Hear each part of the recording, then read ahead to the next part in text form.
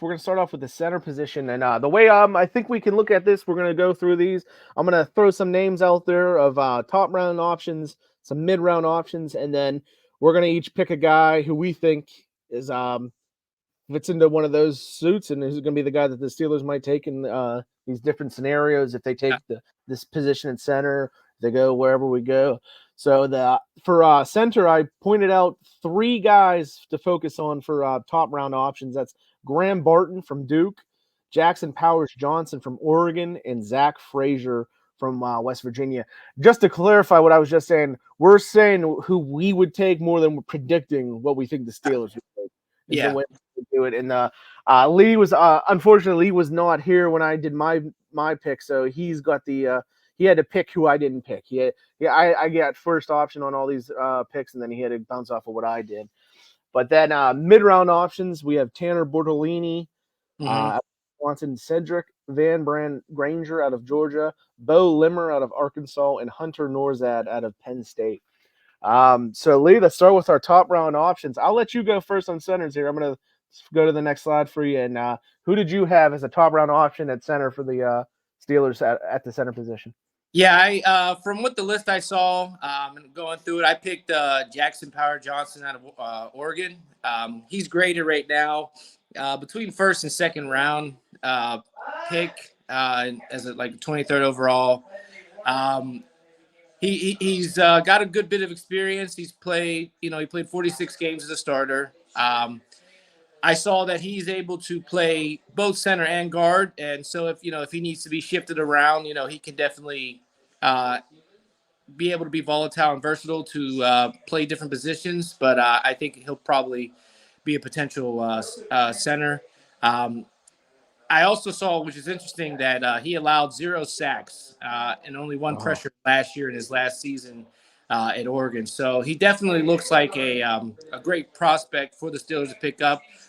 We definitely had a lot of issues with our center, with Mason Cole, who's no longer on the team anymore. But with somebody that can snap the ball like this and not be able to really give up too many sacks or pressures like that, I mean, I think it's a great positional player to pick up for the Steelers. We definitely need it. The offensive line hasn't been that great over the past couple of years, so to get an elite player like this, I think this would be great for the Steelers to pick up. So I like him a lot myself too.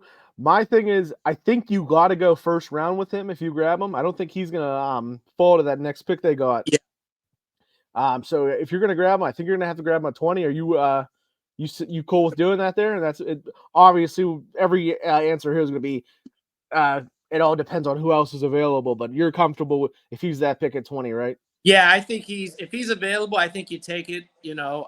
Like you said, depending on who are the best players available at that time. But I think this would be a great first round pick for the Steelers. I mean, it would definitely, let the league know where the Steelers, the Steelers are, coming out to play, and that they're really ready to make some moves, like Mike Tomlin said, to get some players that they really need, positional players. And I think this would be a great pickup in the first round to draft the center. So the guy I went with is, as a pitch fan, my first pick's a West Virginia guy, but Zach Frazier. With him, I'm not willing to take him at 20. So he's graded out as a second round guy, which is still 34th overall. According all these rankings are from Dane Brugler's The Beast that's published on Athletic. You can see I got that scrolling across the bottom for anyone that's interested in checking that out. I would definitely recommend it. You can probably get The Athletic for $1 a month right now. They always have sales going. So if you're interested in the draft, it's his coverage will be way better than our coverage. Yeah, so, yeah. Go there for it. It's 364 pages long.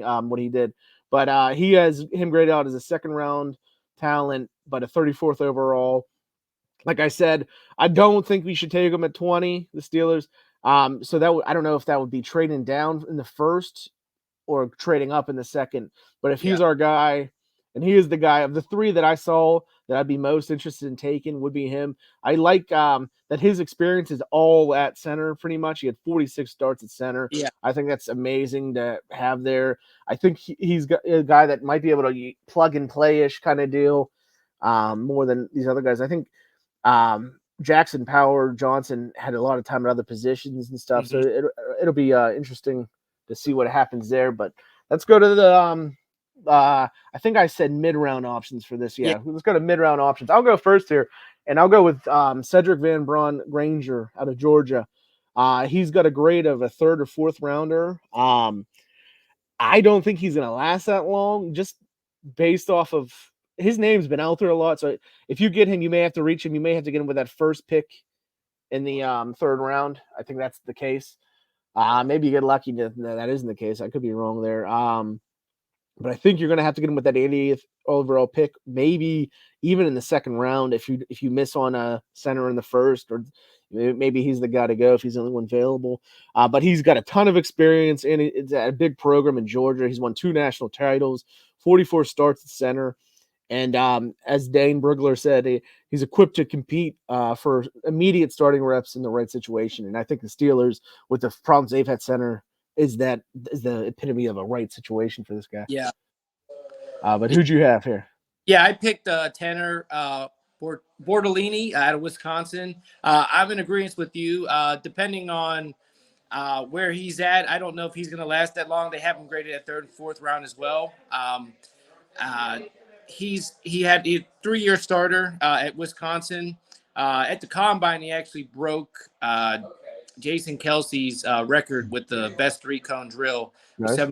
16 seconds. So he's definitely able to move around and be able to be a great center if he can be in the league. Like you said, depending on where players are at in the first or second round, I mean, this is another guy I feel as though that the Steelers could possibly pick up as well, if need be. Because again, center is very important in the league, and you definitely need somebody that's gonna be able to block and snap the ball and be able to know the play count, things like that. So I see this guy as definitely a potential underrated game changer that the Steelers could pick up if no one is available in the first or second round.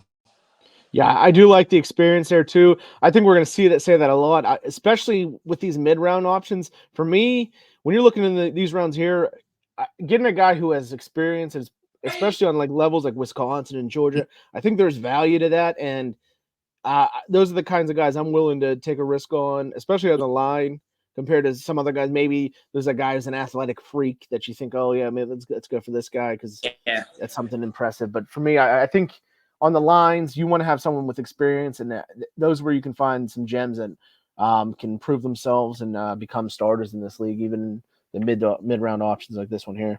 Yeah, for sure.